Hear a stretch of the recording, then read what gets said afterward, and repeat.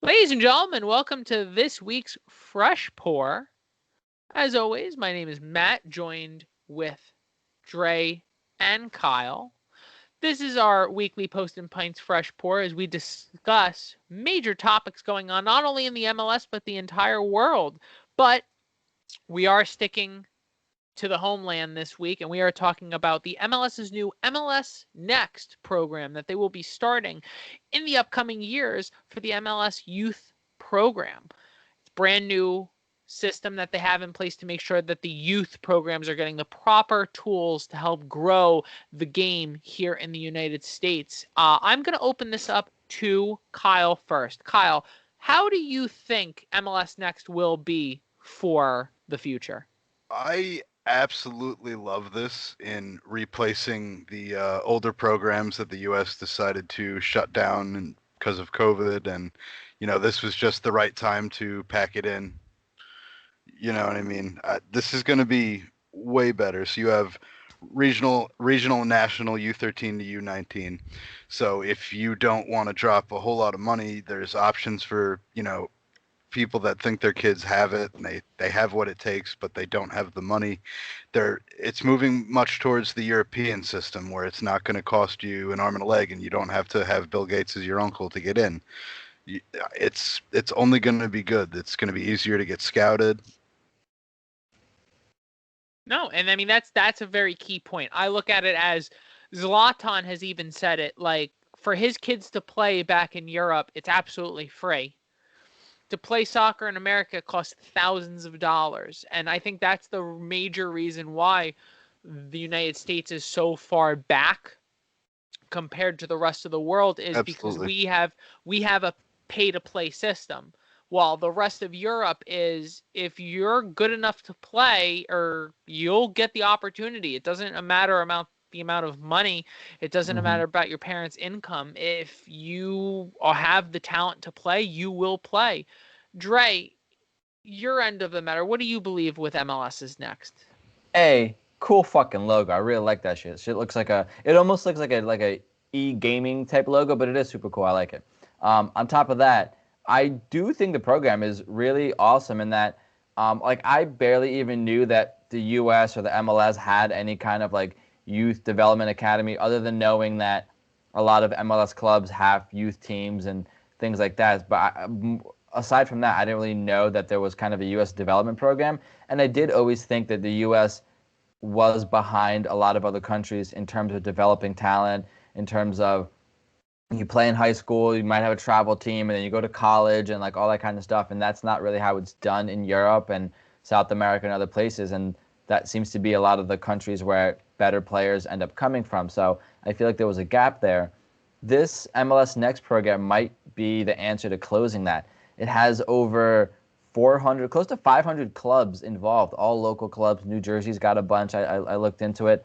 But my favorite feature, or I guess fact that I saw from here, which I don't know if you guys caught, it almost seems like the coaches for these youth teams and youth academies across the United States are in some kind of partnership with I think it's FFF, which is like the French national team like organization. And yeah, like a lot of these coaches are getting training from French coaches, from French, like the French academy system in some way, shape, or form, which is Great. really These cool kids are going to because learn how to fight in the closing minutes of games.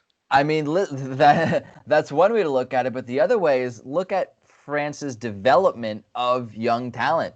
They found Mbappe at age 16 and shot him to the fucking moon. Put strap rockets on him and shot him to the Absolutely. fucking moon.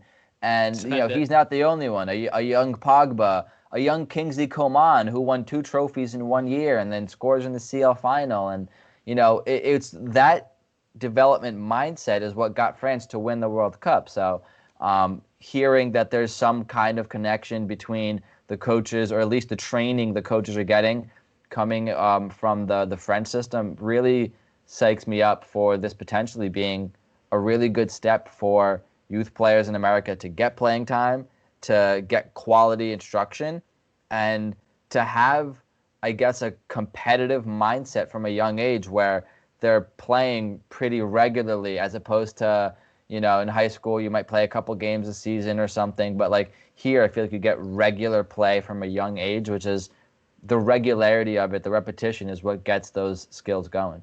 You're going to see a lot of more lower income families think like, my kids can do this. Yeah.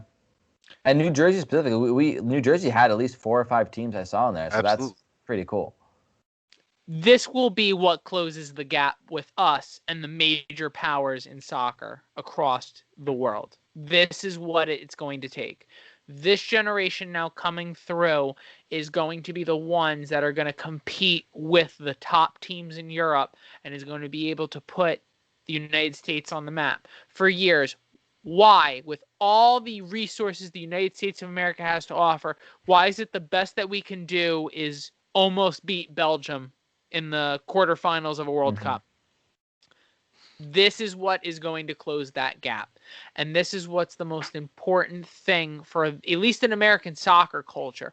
I am beyond excited about this because in the past you would hear like FC Dallas, the Philadelphia Union, RSL, the New York Red Bull. These are teams that do focus on bringing homegrowns through the system. But you really look at it now, this gives everyone across the entire United States the opportunity to be able to invest in the youth, play the youth, because that's where the United States soccer future is. It's in the kids now coming through this system. And if you told me at some point in my lifetime I would be able to see the U.S. possibly be in a position to compete with the rest of the world, I wouldn't have believed you. I thought it would have been Especially something. now with these kids not being region locked either. And that is You don't. absolutely... Oh, this kid belongs to NYCFC because he's in their youth area. No more of that. And you know what? And that's the beautiful thing is it's just becoming a country thing. It's everything that has to just do with the United States of America. And I think at the end of the day, that's what we all want. At the end of the day, MLS supporter, whether you root for LAFC all the way to NYCFC, everyone is happy when the U.S. men's or the U.S. women's national team succeeds. And now with these programs set in place, I'm expecting nothing but dominance in the future. And now the fact that now that I'm excited, at some point in my lifetime, I could see, again, I'm not expecting it now for the next 20-something odd years, but I'm still now at some point, I'll be in my 50s, 60s, or 70s, and I can turn around and be like, you know what? I remember when this generation who is competing for a World Cup, this is the generation that started it all. And it was because of the system of MLS Next gave them the opportunity to do that. Yep. It's definitely exciting. And I think that's everything we have from this week's Fresh Pour. I have a feeling like we might be doing a second one this week, but who knows? We haven't decided yet. We do everything on the fly, and that's just how it rolls. For Kyle, Dre, my name is Matt. Thank you for joining us on another Fresh Pour from this week's Post and Pints Fresh Pour. Remember to follow us on all of our social media platforms, Instagram, Facebook, Twitter. We are available everywhere at Post and Pints, and we will see you guys next week. Say bye to the pretty people. The numbers don't lie.